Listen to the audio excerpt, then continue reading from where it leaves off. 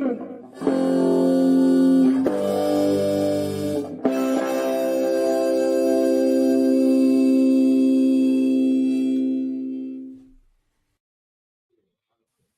and welcome to the Trekle Trunk. We're cracking it open again. And this time we have found IDW's Star Trek Voyager Homecoming, #1. And over in this Trekle Trunk over here. That Trekle Trunk looks a lot like a paper bag. I do have a bit of a janky ass Trekle Trunk. We're honest here. Crinkle. Yeah, and issue 2. But who are we? We are your hosts, the locutors of Trek, Davin and Dave. You're plain simple tailors. Indeed. Now, someone, not us, tailored some pretty fine comics together here, and we're going to talk about them. And, well, in fact, it was Susan and Tilly Bridges who we're going to be talking to sometime here in the next couple of weeks on our show. Indeed. We're looking forward to that. Indeed. Hailing frequencies. Pick their minds. Yeah, exactly. You know, we make first contacts here. But yeah, so we're here. We're right where Voyager left off, and it only took 24 years, but we're picking it up. Yeah. So we were talking about this morning, and so some people may have conflated things together in their head, like I did. Some of may have conflated it differently, but so give us a sense of exactly sort of interstitially where we're jumping in here. Okay, so I went and confirmed all my earlier suspicions that we were talking about earlier. They were wrong. So so you conflated differently than me. Yeah. That's awesome. So yeah, that scene I was remembering where Voyager's flying around San Francisco with the fireworks and stuff, that's actually the start of the Endgame Part 2 episode. And of course, that's from Admiral Janeway's timeline, so that just gets rewritten anyway. So that never happened. So actually, this comic here picks up at the exact spot it should. So where the series ends, Morale is born. Well, they get through to the Alpha Quadrant. The Borg cube explodes. Morale is born. They get a hail, and it's Admiral Paris. I forget his name. They say it in here. It's the guy that shows up with Admiral Paris here. Oh, yes. They're like Admiral Kidham. That's right. At least it looks just like him. And, you know, conspicuous by his absence in the where it picks up here is Barclay, because Barclay's in that shot as well. But they mention it. They're like, where's Barclay? They're like, oh, he's just gathering your family. It's like, is he? Yeah. So we're picking up almost on a previously on Star Trek sort of moment here, just right after the arrival. Yeah, there they are. They're flying to Earth, and if it's like the where it left off in the show, there's like probably like a small squadron of ships behind them. Oh yeah. Or do you see one there? No. So it's just, you know, the comic starts off. It's just Janeway monologuing to herself and reliving different scenes from the Voyager show, which is really cool. Like even the salamander, she's like, and some things you'd rather not remember, like things you'd rather forget. The salamander, but from there and stuff. Yeah. So yeah, that's all nice, and of course they have her as Arachnia there. Very cool. And Tuvix. I didn't even notice that. That's who's standing behind her there, and that's that Tuvix. So Tuvix. A lot of sad things. A lot of the greatest hits of Voyager on that page. So yeah, and then Admiral Paris and this Admiral Kidham beam aboard with another attaché. Who that is? I don't think they even say. And then no, and then Chakotay asks about Barclay, and that's when they're like, yeah. He's gathering your family together. He insisted. Like, and then just out of nowhere, Tuvok just gets a mad headache. So Janeway sends him to. Oh no, I guess she doesn't send him to the med bay immediately, but eventually she will here. Harry's just like, we've got information to keep you all busy for a while, and they're all just like, all business. Like these admirals are just like, yes, give us your codes. Like we'll take the codes now. Thank you. Like so they just want to get right at it. So they're all being a little bit strange. They seem very anxious for the handover. Yeah, yeah, yeah. Like and like the Voyager crew's opposite. They're kind of like super chill and just like happy to be home. And Now we've seen handovers like this before. We've seen mhm, Picard hand over command to Jellicoe and mhm. all that sort of handover of codes and things. So these are all the codes that Picard would use to do everything from get into his quarters to self-destruct the Enterprise. That's where being the command codes going across here is what they're looking I for. stand relieved. Mm-hmm. Oh, what a relief! I relieve you. Annually, sir. My Yeah. good man. So then, yeah, Janeway gives her command codes over to Admiral Paris. Mm-hmm. And then again, Tuvok's having these mad like headaches. Like it feels like hands reaching into his head and things like that. Hands that may look familiar to Mm-hmm. fans of Star Trek Voyager. So yeah, did we say this is an all spoiler review? We should. This is a spoiler review. Yeah. Go We're read these not getting out of first. here without. Yeah, exactly. But comics are super expensive, so if you come and get it from us, you won't be super faulted. But you should read the books. Support the artist, man. Absolutely. So now she sends Tuvok to the medical bay, and then they realize that they're being locked out of things, and like all the command functions are being rerouted to engineering. And then Yes. even Admiral Paris says, "My command codes aren't working either." But like, they don't show him trying. Like, so, No.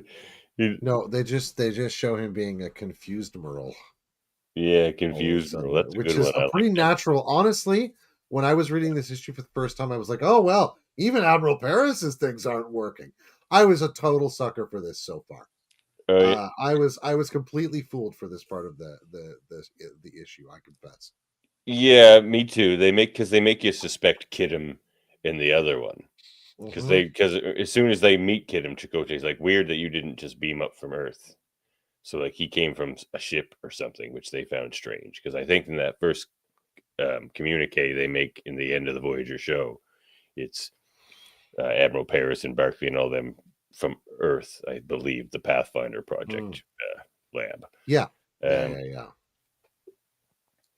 so then Admiral, so you don't suspect Paris so much, especially where Mm-hmm. he's just like, my command codes aren't working, even though And no, honestly, I was hoping to see him and Tom together.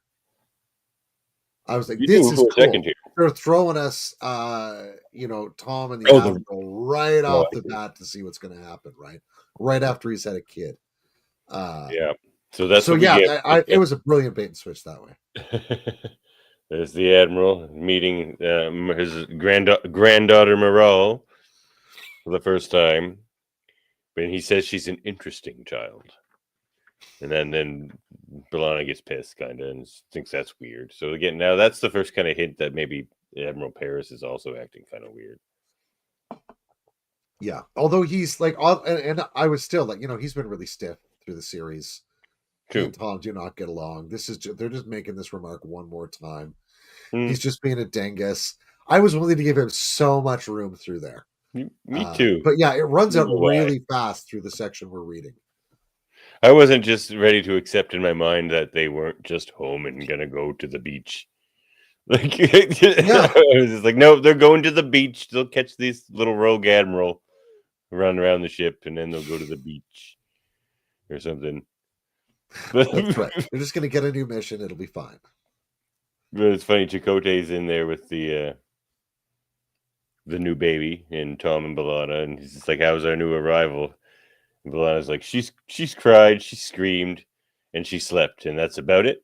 And then Tom and B'Elanna are both like, "She's perfect." Very nice. It's a beautiful feeling, that's for sure. Oh yeah. Yeah. Yeah. So then they Janeway just kind of radios down to Kidum. She's just like, "You mind it?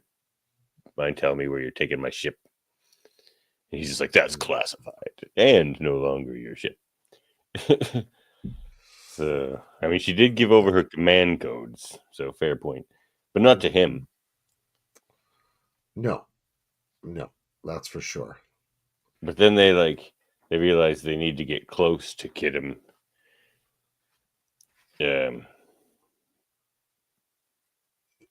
What do they want to do? Oh, to make sure to see what they think they're dealing with changelings.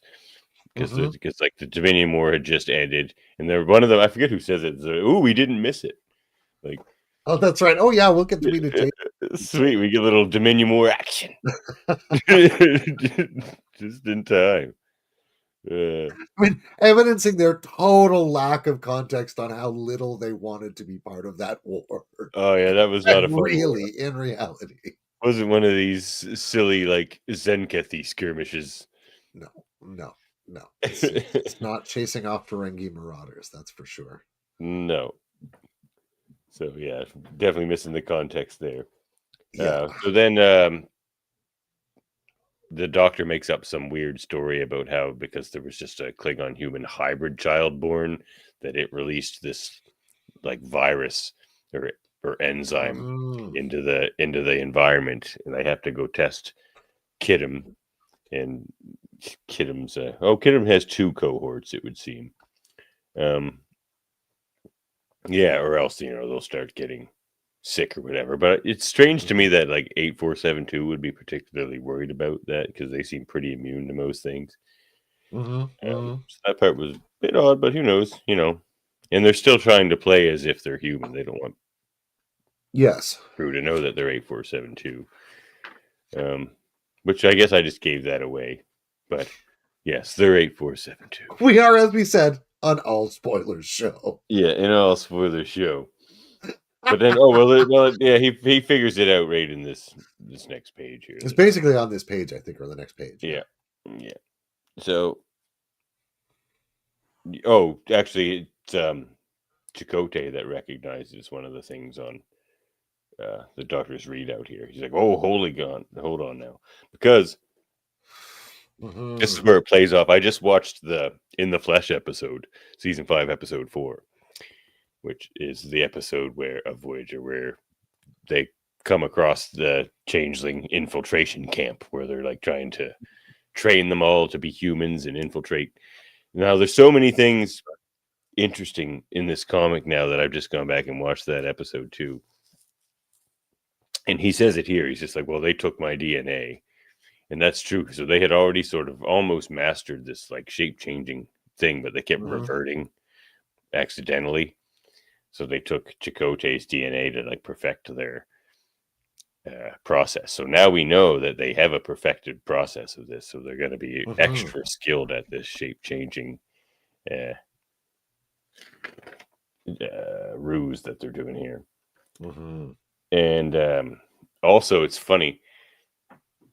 So, yeah. So in that episode, there's the scene where near the end where they're at the bargaining table, Janeway and the one that looks like Boothby, and the one played by Tucker Smallwood, and the one played by Kate Vernon. Yeah, who they call her Archer. She comes clean with what their plan is. They don't want to tell Janeway what their plan is. She's like, well, if you're not going to tell them, I'll tell them. And what she says that their plan is exactly what we're seeing here, which is why it's such a good pickup. Like, she's like, well, we're planning to infiltrate your highest part of command, and like all these other, like a couple other things, and it's exactly what we're seeing here. Yeah, and interesting. I don't recall from that episode, but as we know, my recollection of Voyager is confabulatory at best.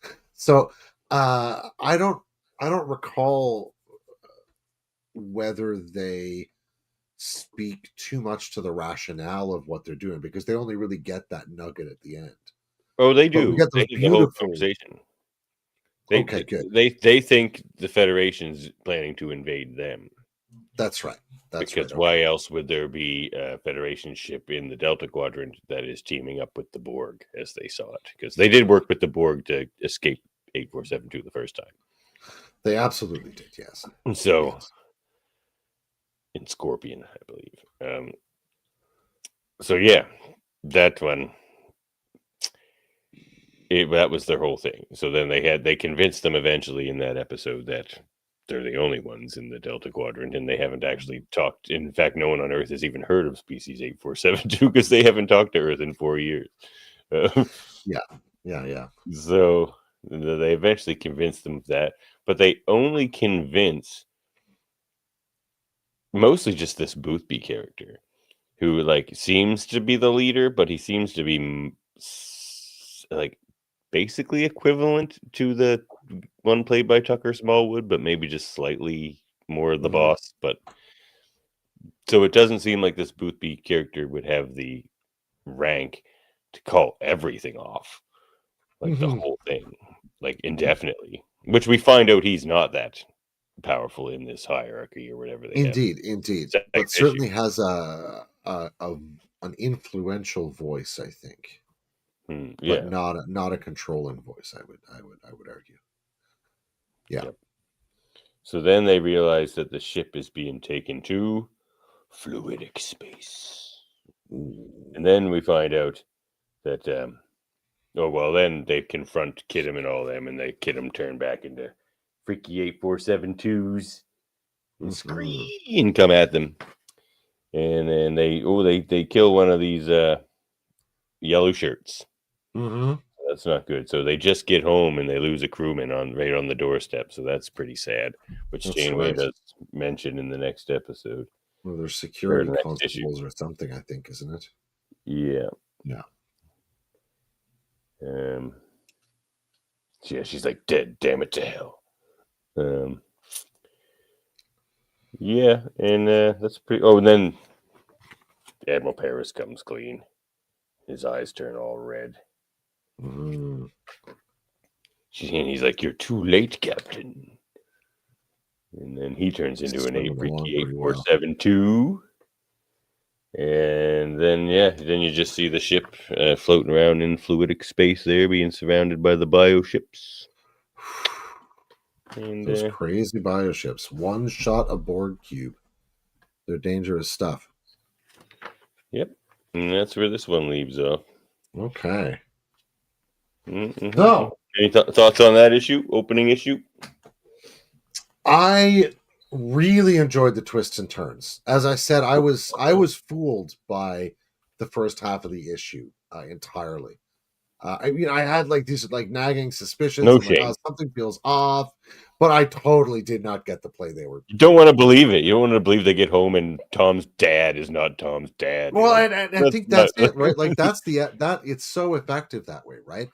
I was thinking like, oh no, is it going to turn out to be some sort of like weird holodeck thing or like an illusion thing? But no, they've taken them to fluidic space because I suppose it doesn't really matter. They can go to fluidic space from the Sol system just as well as they can from the Gamma Quadrant.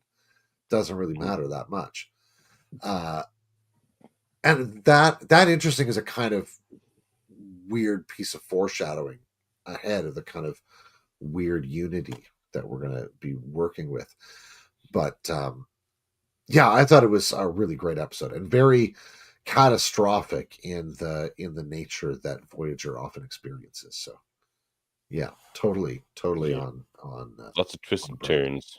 And as very Voyager, like add a little bit of sadness in there with the death of the crewman there, right on the doorstep. Yeah. That sucks. It sucks to be that crewman. Yeah, no kidding. No kidding. But yeah, they're 8472s. Look out. Yeah. Wouldn't it be funny if they got back and they weren't 8472s? They were the conspiracy bugs. Nobody expects the conspiracy bugs. Oh, no, that reminds us, dear viewers, if you want to see us freak out about this before we knew someone was actually going to take this up, we did a Trek 10 list. I don't know. This would be a few months ago now, at the very least. It was our first Trek 10. Oh yeah, where we were looking at 10 story ideas or situations we'd like to see Trek pick up, or plot lines. And plot I threads, think number 3 or 4, wasn't it?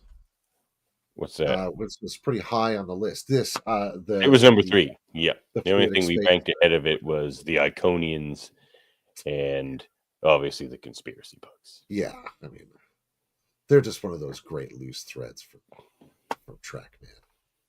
It's like that one almost felt like a purposeful loose thread. They're just like, here, we're never talking about this again. Yeah, yeah. I wonder too whether like, well, we took a real big swing here. We're gonna catch our breath and not make anything this gory again for a while. Yeah, like at least after this in the flesh episode, like Voyager, the crewmen and stuff, they mention species 842 afterwards. At least, like no one ever talks about conspiracy bugs ever again. Like, hey, remember that time? Like, Oh yeah. Starfleet almost got taken over by bugs. Like, it took Lower Decks to actually start talking about it Well, again. I can imagine that would be a reason why they would. They're like, no, no, we absolutely do not want to advertise that a batch of tiny worms was Fair enough. able to infiltrate us so easily. Yeah, right before the changelings do. Yeah, Yeah, and it's now not a 847 exactly Earth and security needs even the a Borg. significant If you look into like Picard season 3, hmm there. Yeah, you know, I watched this total sidetrack, but I watched a video the other day talking about the original series concept for Starfleet headquarters, which would have sat sort of in the astronomical middle of all of the original planets in the Federation. It was intended to be this great big space station that would have had thousands of people living in it, and so would have been this entirely neutral spot. Which, of course, once Earth is a space dock and all that sort of stuff, you could see it clearly being moved away from. But Mid uh, Space One, they would call it. right, exactly, not deep space, but yeah, exactly, right, like capitals. Uh, but yeah, it would seem like Capital Space. yeah, who knows if that would have stood up much better than the Borg either. At least you have planetary crust and things when things are attacking you. You know, Mm. who knows? All right, so we should continue our treckling, Into the Trekle bag. and here we go for Ah, issue 2. Tuvok having a bad day on that cover. Indeed, getting pulled all to pieces by 8472. And his own condition that they was an issue like before this comic book even Mhm. started. Like at the end of Voyager, they need to get him to have a Vulcan mind meld with his family, a family member of his, to stop this disease from ravaging his brain. Mhm. Which in that timeline in the Endgame show, the future timeline, Admiral Janeway didn't get him home in time, so he did lose his mind.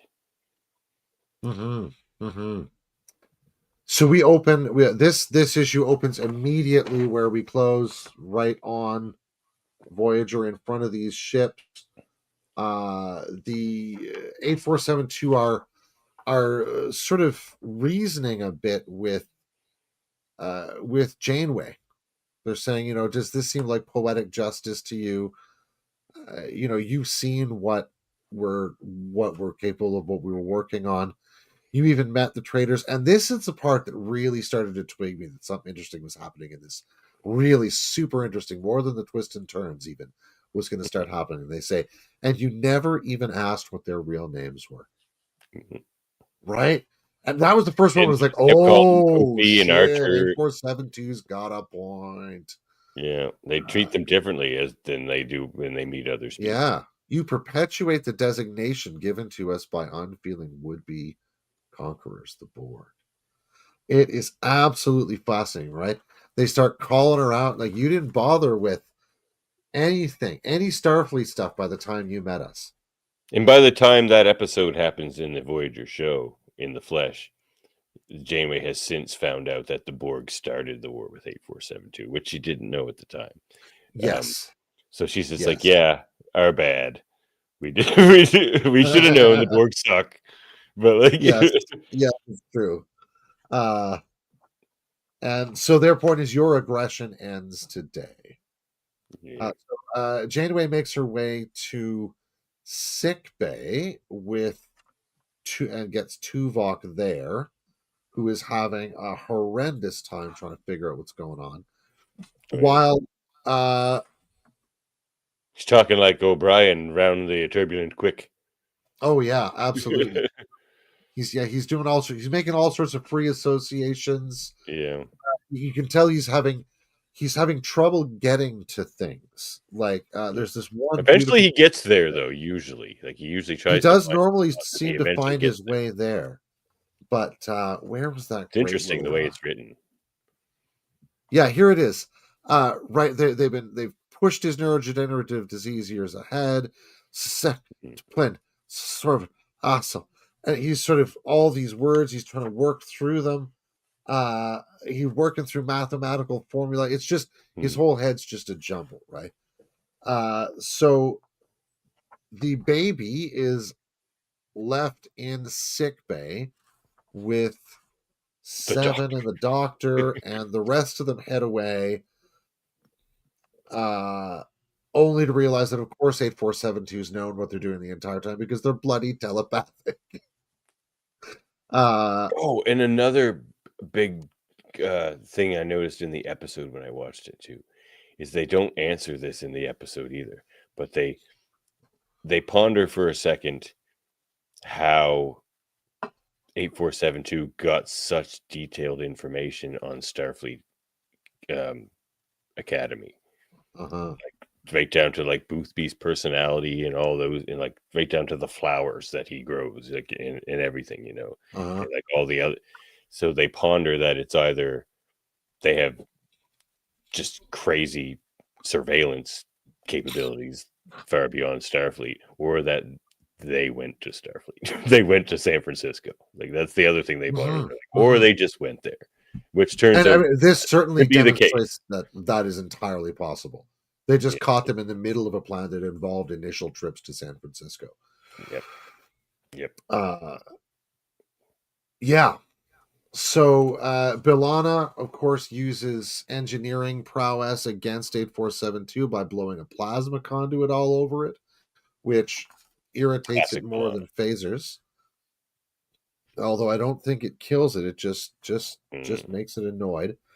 they're tough. And then, as they're attempting to do the thing that Starfleet officers want to do with any good starship, which is get control of the deflector and get home. Mm. Oh, you're so stupid, Chakotay. As soon as he said that, I was just like, maybe a bit too much information. Yeah, yeah. Yeah, the 8472 immediately presses a button and blows out the deflector. So they Uh, overload the deflectors, both the auxiliary and the main, knock out power, which means the doctor, of course, disappears, as the doctor is mm, wont to do in such circumstances, leaving Seven to care for everybody in sickbay while the captain goes off to captain. Meanwhile, they're blowing up engineering by popping plasma sp- conduits all over the place. oh, They're like, yeah. let's do it again. Uh, Oh, and it doesn't take much for those Maquis crew members to slip right back into Maquis craziness, I'll tell you. oh, absolutely. They're like, we will And, just destroy the environment if that's what's required. Thank you very yeah. much. Speaking Uh, of the Seven and the Doctor, though, they have a hilarious moment in the Flesh episode where like they have this oh yeah. the Zach Galligan 8472, the guy from the Gremlins. He played one, Mhm. and he's the one they take back onto the ship to sort of study, and it ends up like killing itself. So if they put it in stasis, and they need to study it for a second, so the doctor brings it back from stasis and beams it onto like the bio bed, and it's still like sort of moving and stuff, and Seven's a little bit taken aback by that. Doctor's like, "Oh, don't worry, it's just residual neural impulses because there's still, bioelectricity surging through its body or whatever." And he's just like, "Do," and it starts moving more. He's just like, hang on," and he's like, he's just like it's just a little scan on the thing he's at. He's just like, "Doctor to the captain," and then all of a sudden it dies, and he's just like, "False alarm." Oh, this thing could be waking up again. That's Yeah. great. Uh, Yeah. so the crew end up, despite all their efforts, being fairly quickly overpowered by the 8472s, and they are brought down to the sick bay again, where everybody gets stuck, along with Tuvok, who they don't believe is actually sick until she says, "Well, why don't you look at him? Your telepathy did it to him," and they then will agree. So they They're like, decide oh to yeah, take. he's not well. No, His brain is all your boy's not good there. yeah. He's in trouble. Uh, so they then take these members of the executive crew away to converse with someone they call the Prime Hierarch. Classic Janeway line, and me without my dress uniform. I love that. Yeah, that's a So very Janeway line. very Janeway line. So they're going to determine their final fate. We see a beautiful interior of what their ships look like here. This sort Yeah, of fleshy, fluidic, biomechanical, bioneural a very sort of circular, stuff. like a dewdrop. Yeah, very much. So, And I like that like this immediately becomes like such a Voyager Janeway problem because what Janeway has more than any other captains is I find is faith in the idea that things can work out if you just hold to your principles and stuff. Like in the Flesh episode, the way they finally get to 8472 and get them to agree with them is she just like they're about to walk out. They're like, you know what? We agree to disagree. That's what I thought. This was going to be a waste of time. And she just goes, destroy the seven, destroy the warheads that they were like going to use against 8472. And she's just like, what? No. Like, no, like, do it. And so she does. And she's just like, now lower the shields. She's just like, now you can blow us to high heaven, like using Boothby's vernacular, or we can sit back down and talk. Yeah. And he's just like, you humans have a flair for the dramatic, and he sits back down. Like, so like that's a very Janeway move, and that's sort of what has to happen here because now they admit they have no way out except for somehow appealing to get Yes. 8472 to send them back because they have no way back now. Absolutely. So Very Janeway problem. B'Elanna clocks what's going on with this organic computer stuff right away. And Janeway says, right, see if you can find their data on opening singularity back to our space. Perfect. While Janeway gets into this goopy ball thing that we're working with. Yeah, like they say some interface, communication interface. Exactly. The Prime Hierarch here. Which B'Elanna's messing around with that goop too. Like she's got some goop that she can communicate with some stuff too. Like as we come to find she's getting into it somehow. She's getting I'm into not the exactly goop. sure what she's playing with, but no. But she seems to be figuring it out. Yes. 709, of course, in her inimitable style, it now has a conversation with a small child. We must go to engineering. This is funny. Though your motor skills and cognitive functions are not yet sufficient to assist me. I'm taking you anyway, even though you're useless. Yeah, that is so good. Perfect 7 of 9 dialogue. Yeah. Oh man, yeah. They were actually a wonderful brief conversation with Tuvok, who this is really nice. Right. She says, "I hope this will help." He says, "Doc, us, 7." He's making these crazy little associations, right? He says, "I must leave. You will not be alone. Thank her, 4. Thank you, 7." Yeah. And he realizes how like out of their depth, like he's a father, and he realizes how out of the depth Doctor and 7 are. So he like tries to help them later. He's just like absolutely later on. Yeah, the next page along, the baby won't stop. The baby is crying. And, it's a baby. It will cry at the absolute worst time. Like I always hated in movies where like they're like hiding from like a bear or a villain or something, and they have a baby, and like the baby's like not crying. I'm like, every baby would friggin' cry in this situation because it would be the worst time for them to do so, and that's how babies work. Like yes. And that's what happens in this episode. Manually, and you are making it difficult. Please cease your squirming. You are assuredly your mother's child, she says at one point. That's a good one. It's like, you're irritating me and not cooperating. They should have named you Little B'Elanna. So, meanwhile, in the other side of things, so Tuvok sings a song he used to sing to his own children. He's like, which is sing, like beautiful. sing to it, Seven. He's just like, I can't even think right now, and I can tell you right now, sing to this baby. Yeah. Like, But one of the interesting things is that the that's a parenting instinct, though, beautiful, would but like not and it's leave. a beautiful picture also of the power that music and what's called Yes, overlearned information has in a deteriorating brain, like right? how Like I they show used to do this with folks in Alzheimer's long-term patients care. can like remember Exactly. lyrics and stuff. Yeah.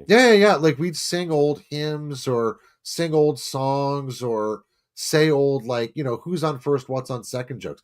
That kills with 90-year-olds with dementia, right? Because like they connect with that so immediately, and like they're there.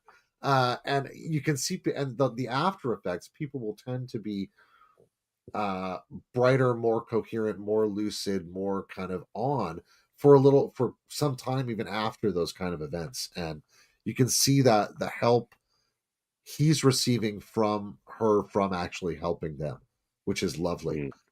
I remember uh I saw a video one time of this like super super old guy, and he was like had dementia, whatever, and like hadn't been mhm. responsive to human like verbally in years. And they figured out like through family or something that he was a fan of Cab Calloway. So they played him some Cab Calloway, and he started singing all the lyrics. That's amazing. Yeah. Good choice too, Cab Calloway. Oh, no kidding, eh? Yeah. Renee the moocher. um Chicken oh ain't yeah. nothing but a bird. Isn't that one of his? So back with the prime hierarch here. The prime hierarch and Yeah. Janeway are having an argument about why they perceive humans to be so aggressive, or why the humans are being so aggressive, from one side or the other. And it comes out that the species are telepathically linked through this hierarch. She is in a sort of, she says, I am in essence their mother. Mm. Uh, and here's where Janeway Janeway. does a Janeway Oh, thing. Janeway. So You and the Jane. Borg are more alike than you think. I could reduce your brain to paste with a thought.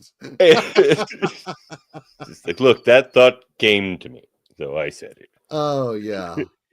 And it's Uh, true, so like she just had to say it. So Janeway, she's like, Absolutely. And so here we come, right? So it says like you sided or with the cold Borg. hard reality and facts is a Janeway style too. Like she just confronts like Absolutely. whoever is like about to destroy her with like all the repercussions of doing so and how pointless it all is. She's like, hey, here's all the facts. You still want to do it? Like, Yes. And I think in mm, some ways she's having this happen to her at the same time, right? Because this prime hierarch is saying, you selfishly use the Borg to attack us to get home at our expense, right? If mm. you hadn't attacked us in True, the first place, it's going to true. happen. And so That one's always got to the come human back to race Burnley, understands. man. That's just a shitty first Exactly, right? contact. Their first contact with 8472 is teaming up with the Borg against them. That's a Right? Like shit. that is We could have put that in our top 10 first contacts just on how bad it was. absolutely, that's true. So Janeway, of course, like hell it will. Uh Yeah. B'Elanna's figured a few things out. They're kind of connected by a central organic computer. She said, did you find data on opening a singularity to our space? I have it. And then Janeway does an opposite number Janeway move here from what she did the first time. Delete it. Crazy. Crazy. Oh, So like yeah, so but it's they brilliant, yeah, it is right? brilliant. Then they can't get back to the Alpha They Quadrant can't either. get Earth. Yeah. Oh Or man, like it is so our clever. galaxy at all. They're just stuck in Yes, fluidic space until they like reinvent this technology essentially. yes. And the great thing Mind you, is they Voyager sort of has a backup, which they mentioned. They're just like I forget who says they're just like yeah, but Seven knows. Seven remembers everything. So like Seven's kind of like a computer backup on Voyager. mhm, If it's something she took the point to learn once, she still knows it. absolutely. So you can, yeah, she's played something to it to absolutely reverse the roles here. Delete it. Oh, such a badass. I Oh was just man, oh. oh, absolutely. She's like, I just want to oh hear man, she's such a Kate badass. Mulgrew say those last couple pages. I was reading all of it in her voice, man. Like Me that too. whole like sizzle she's got, her like Kate, the kind of Catherine Hepburn sizzle, Yeah. Uh, yeah, man. Ooh, Yeah, yeah, this feels I'll give it to absolutely it's like really a good. Voyager episode to me. Mm-hmm. I totally could see this this playing Yeah. right out in front of me. I'm in. I'm throwing these 2 issues right into the head canon. And I was Oh trepidatious yeah. at first just because I wanted them to go to the beach. But they'll get there. That is Some of them. Not that the ensign. trouble is like Voyager is like Odysseus that way, right? The moment they think they're getting home, whoosh, They they pull me pull back them in. back in.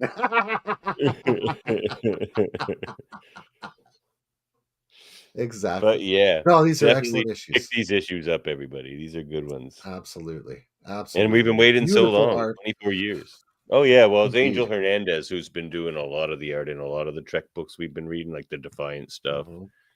He did Defiant or the Trek main title, one or the other. Forget. We have to Uh-huh. get back to those series eventually. Eventually, we're going to get back to that. Absolutely, yeah. Pick up on the lore war. And honestly, Because you know what I just saw at the comic book what's shop that? today. You know how we reviewed Shax's best day, and it was like the best thing ever.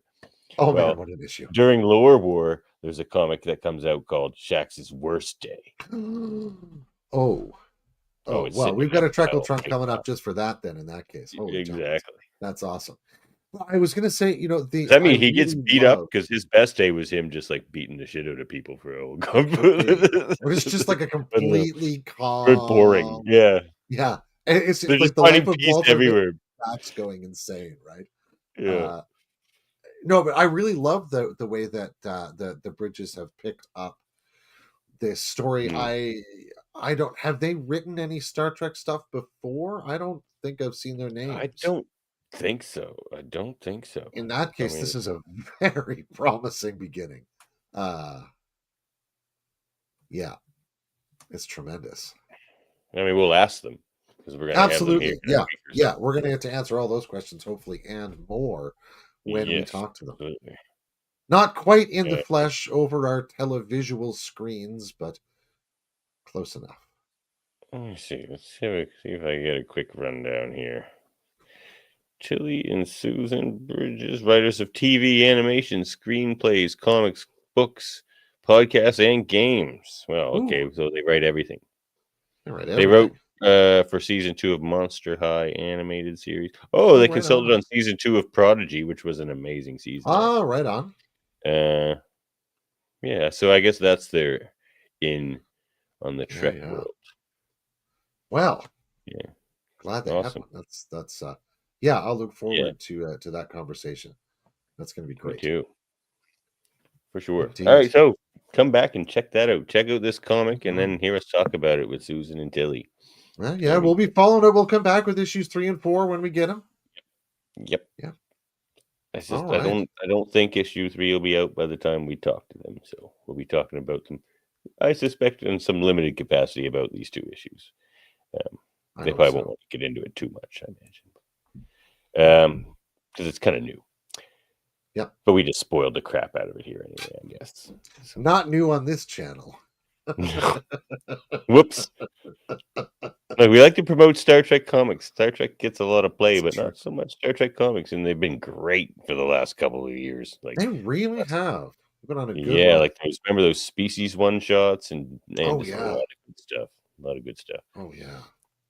Oh, And the that Day that of little Blood, one, of course. the one with Kalis was awesome. The Oh, Battle of so Bridges there. Oh yeah. the three is it the three bridges or 3 gorges they call it? I don't know something. I forget. But yeah, I it think was it's 3 incredible. bridges. I think you're right. It's like 3 bridges. 3 bridges gorge, or maybe is what it's called. Maybe. Something like that. But yeah, it's Or awesome. maybe remembering We're something not from the here Long March by mistake. I'm not sure. maybe. Three But Bridges yeah. Gorge sounds familiar. Well, you can contact us at thecutestrek@gmail.com. But Indeed. yeah, you headcanon in these? I'm Oh, headcanon. absolutely. Yeah, easily. Right. Yeah, right. Cool. Easy. And you can find us on YouTube and Facebook and wherever you get your podcasts. And we're a proud part of the Swear to Pod network. Indeed. And I guess there's not much else to say. Not a whole lot. Nope. Nope. Nope. Just end transmission.